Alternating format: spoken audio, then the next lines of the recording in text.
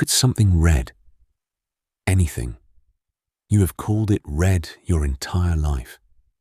But you have never once seen the red that lives inside someone else's head. And you never will. Stay with me. Because this might be the loneliest fact about being a human being. And by the end, I think it becomes the most beautiful one. Over 300 years ago, a philosopher named John Locke noticed something. He noticed something that nobody has ever been able to disprove. What if the color you see as red is the color I see as blue? Not the word. The word lines up. We both stop at red lights. We would both call a strawberry red, but the actual experience, that private flash of color inside your mind. What if mine is your blue and neither of us could ever tell? There is no test for this, no instrument, no way to climb inside another skull and check. Philosophers have a name for that private flash. They call it a quail, yours, sealed, unshareable. And here is where it stops being a parlor trick and starts being measurable. You might think your eyes are just cameras, that they record the world exactly as it is, but that is not how it works. Remember in 2015, when a photo of a dress split the internet in half. Same pixels, same screen. Millions saw blue and black. Millions saw white and gold. Two populations. One image. Different realities. Most of us carry 3 types of color sensors in our eyes. But in 2010, a neuroscientist found a woman in England whose eyes have a 4th. Where you see one shade, she may see a dozen. Colors with no names. Because almost no one else can see them to name them. She walked through your world, seeing a richer one. And for most of her life, she had no idea. Even the words in your mouth edit the world in your eyes. The Russian language has 2 separate basic words for blue. One for light blue, and one for dark blue. Researchers found that Russian speakers can tell those blues apart faster than English speakers can. The language you think in is quietly redrawing what you see. So this is not poetry. The gap is real. You are measurably alone in your version of reality. In 1974, a philosopher asked a question that is still unanswered today. What is it like to be a bat? Not what a bat does, but what it feels like, from the inside, to see the dark by screaming and reading the echoes. We could study that bat for 1,000 years and never once feel it.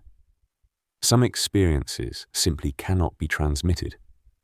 And if you cannot feel what it is like to be a bat, can you ever truly feel what it is like to be the person sitting right next to you? Imagine everyone carries a small box, and inside that box is something each of us calls a beetle. No one can look in anyone else's box. We talk about our beetles all day long, but for all we know, every box holds something different, or nothing at all. The beetle is your inner world, and it never leaves the box. It is a heavy thought. You are sealed in, a universe of one. Every sunset, every song, every face you love. It is all playing on a private screen that no one else will ever watch. Except, look at what we did with that gap. We could never share the beetle. So we built something almost insane to reach across the dark anyway. We invented language. We invented music, painting, poetry. Whole civilizations whose entire purpose is to take the unshareable thing inside one skull and somehow press it into another. And here is the part that should stop you cold. It works.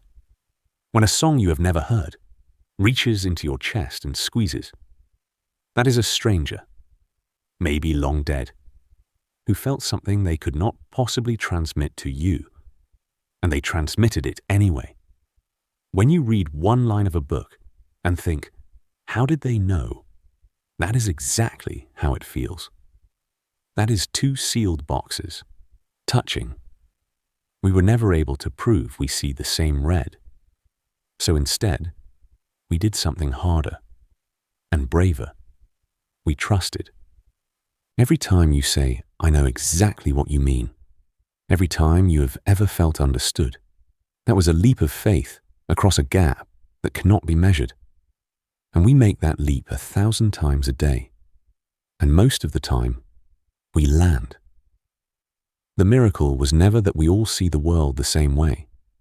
The miracle is that we do not, and we reach each other anyway. So here is the reframe. You are the only person who will ever stand inside your exact version of this world. Your red, your music, the specific way the light looked on the day everything changed for you. No one can get in there, which means no one else can give it to them. You are not trapped in a world of one. You are the only door into a world that, without you, no one would ever get to see.